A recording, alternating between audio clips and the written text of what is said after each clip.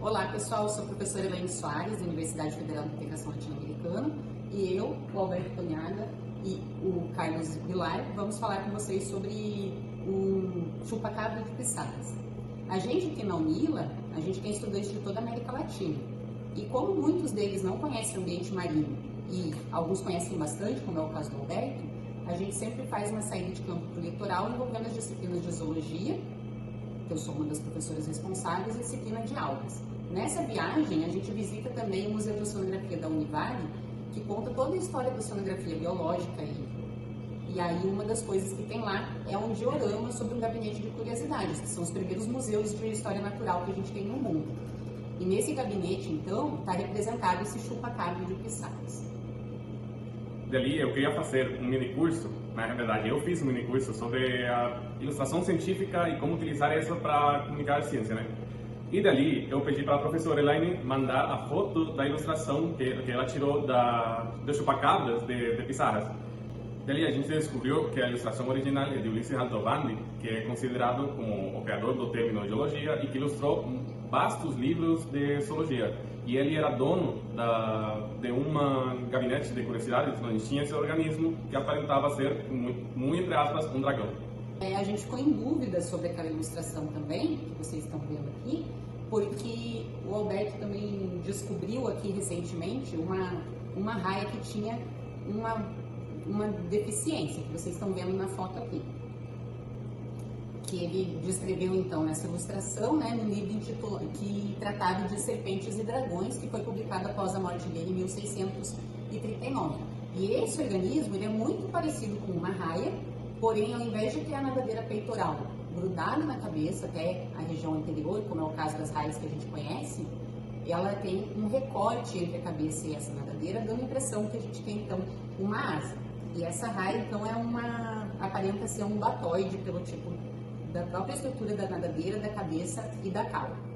E aí a gente começou a pesquisar mais sobre esse desenho, porque a gente sabe que naquela época muitos ilustradores ilustravam fraudes e nem sempre eles sabiam que essa fraude era real, enquanto outros ilustradores ilustravam animais aberrantes, como por exemplo Alberto Seco. E recentemente a gente viu num grupo de pesca aqui do Lago de Itaipu, uma raia que tinha uma característica muito parecida e que era um caso de malformação. Então a gente foi atrás da literatura, porque a gente ficou pensando, será que o Aldrovandi sabia que era uma fraude? Será que esse organismo seria uma malformação?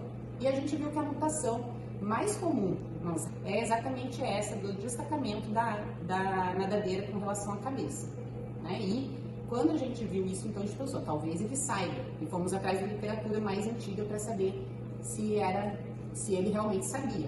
E aí a gente descobriu que mesmo antes dele, o Gesner ilustrou um bicho muito parecido e coloca que foi feito então por um farmacêutico da época, um boticário, né? E detalha como é que isso foi mudado. É exatamente essa do destacamento da nadadeira com relação à cabeça, né? E quando a gente viu isso, então a gente pensou, talvez ele saiba, e fomos atrás da literatura mais antiga para saber se ele realmente sabia.